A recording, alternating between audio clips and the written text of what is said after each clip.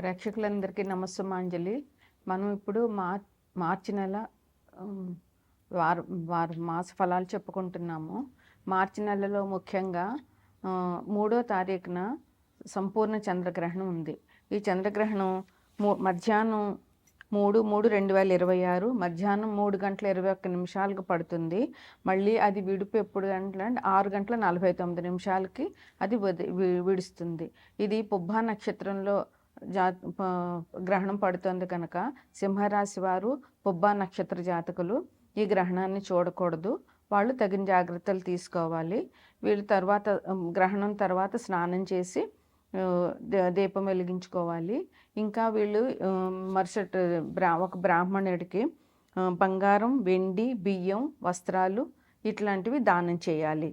ఈ నక్షత్రానికి వాళ్ళకప్పుడు నక్షత్ర దోషం తగ్గుతుంది అన్నమాట, గ్రహణ దోషం తగ్గుతుంది. ఇక ఈ నెలలో ముఖ్యంగా 19వ తారీఖున ఉగాది పండుగ వచ్చింది. 19వ తారీఖు ఉదయం 6:51 వరకు కూడా అమావాస్య ఉంది. 6:51 తర్వాత శ్రీ పరాభవ నామ సంవత్సర చైత్ర శుద్ధ పాడ్యమి మొదలవుతుంది. అందువల్ల 19వ తారీఖు గురువారం నాడు ఉగాది మనకి నూతన సంవత్సరం స్టార్ట్ అవుతుంది అన్నమాట. అందుకని అందరూ కూడా ఉగాది రోజున తగినంతగా దేవాలయాలు దర్శించడము, పూజ చేసుకోవడము, బాబా పూజ చేయడము ఇట్లాంటివన్నీ చేసుకోవాలి. ఈ గ్రహణానికి మీరు గ్రహణానికి ముందు అంటే 3 గంటలకు పడుతుంది కనుక మధ్యాహ్నం తొందరగా గ్రహణానికి ముందే మనకి తిన్నది అరిగిపోవాలి కనుక తొందరగా భోజనం చేయడము. తర్వాత గ్రహణం ఒకవేళ ఏదైనా మంత్రజపం చేసుకోవాలనుకున్న వాళ్ళు పట్టు స్నానం, విడుపు స్నానం అని చేస్తారు. అంటే 3:21 స్నానం చేసి కూర్చుని మంత్రాలు వాళ్ళకి వచ్చిన మంత్రం ఏదైనా ఉంటే అవన్నీ చదువుకోవడము, మళ్ళీ గ్రహణం అయిపోయినాక స్నానం చేయడము చేస్తే ఈ గ్రహణ సమయంలో మనం చేసే ఆరాధన చాలా బలీయమైంది. చాలా ఉత్తప్పుడు చేసిన దానికంటే ఇలాంటప్పుడు చేసింది 1000 రెట్లు ఫలం మనకి వస్తుందన్నమాట. ఏ మంత్ర జపమైనా బాగా సిద్ధిస్తుంది. ఇది తప్పకుండా చేయవలసినటువంటి మార్చి నెలలో మనకు ముఖ్యమైనటువంటి విషయాలు. తదుపరి మిథున రాశి. మిథున రాశికి అధిపతి బుధుడు. ఈయన బుధుడు మిథున రాశిలో మృగశిర 3-4 పాదాలు, ఆరుద్ర 4 పాదాలు, పునర్వసు 1-2-3 పాదాలు ఉంటాయి.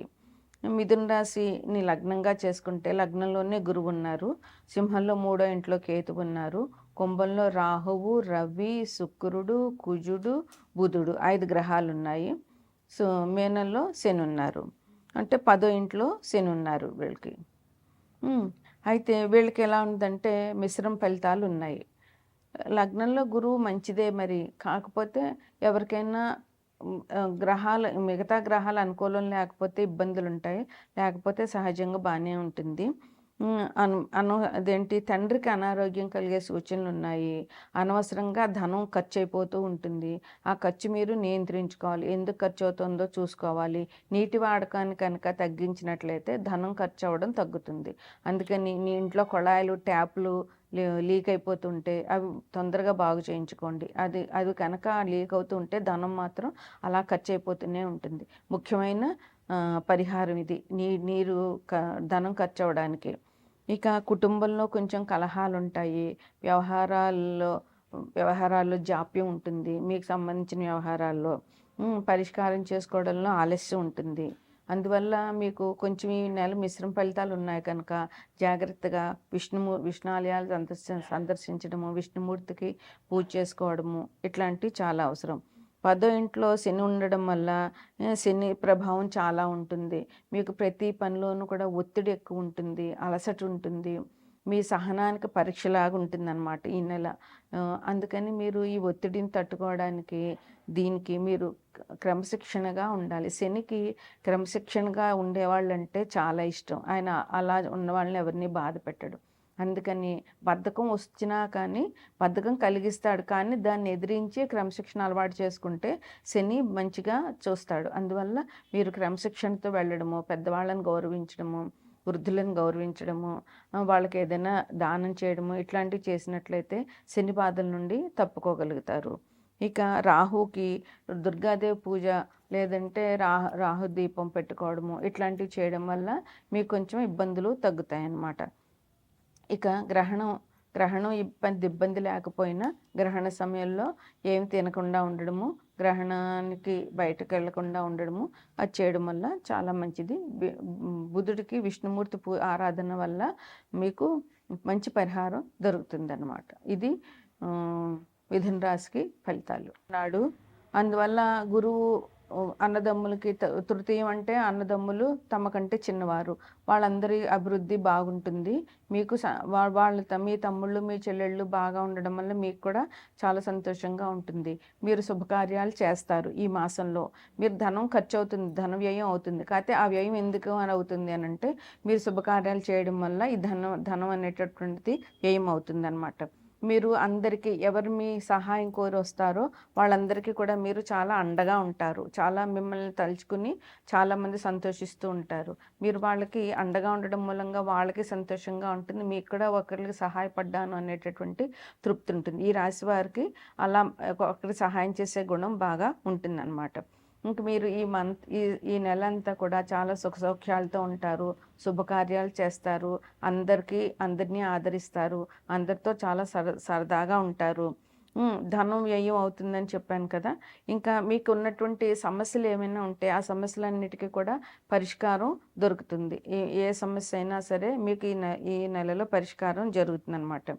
విద్యార్థులకైతే కొంచెం పరీక్షా సమయం ఎలాగైనా ఈ ఫిబ్రవరి, మార్చి అనంటే ఫిబ్రవరి, మార్చి, ఏప్రిల్ విద్యార్థులందరికీ కూడా కొంచెం కష్టకాలమే. కష్టపడాల్సిన అవసరం చాలా ఉంటుంది. ఇక మీకు 11 ఇంట్లో రాహు ఉన్నాడు. అందువల్ల ఈ రాహు వల్ల మీకు కొత్తగా మంచి లాభాలు వస్తాయి. కొత్త పరిచయాలు ఏర్పడతాయి ఈ రాహు మూలంగా.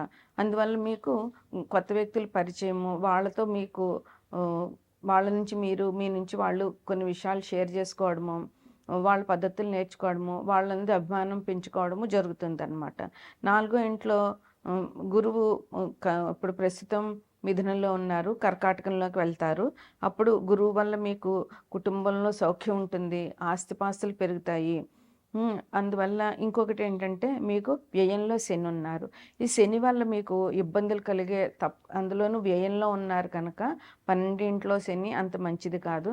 అందువల్ల మీకు కొంచెం ఇబ్బందులు వచ్చే ప్రమాదాలు ఉన్నాయి కనుక మీరు శనికి అభిషేకాలు చేయించుకోండి. శని కంటే శనివారం నాడు శివుడికి అభిషేకం చేసినా శని భగవానుడికి అభిషేకం చేసినట్లే. అట్లాగే శనివారం నాడు నవగ్రహాలు సందర్శించండి. హనుమాన్ టెంపుల్కి వెళ్ళండి. అక్కడ హనుమాన్ చాలీసా 11 సార్లు చదవడము, హనుమంతుడికి 11 సార్లు ప్రదక్షిణం చేయడము, అలాగే వెంకటేశ్వర స్వామికి దీపారాధన చేసుకోవడము, వెంకటేశ్వర స్వామి ఆలయాలు సందర్శించడము, శివునికి అభిషేకాలు చేయడము. మీకు ముఖ్యంగా శని బాధలు తొలగిపోవాలి అంటే శనివారం నాడు శివుడికి అభిషేకం చేస్తే మీకున్న సమస్యలన్నీ కూడా చెదిరిపోతాయి. అందువల్ల ఈ పరిష్కారాలు చేస్తే మీకు ఇంకా చాలా బాగుంటుంది. ఇది మేషరాశి వారికి ఈ మాస ఫలితాలు.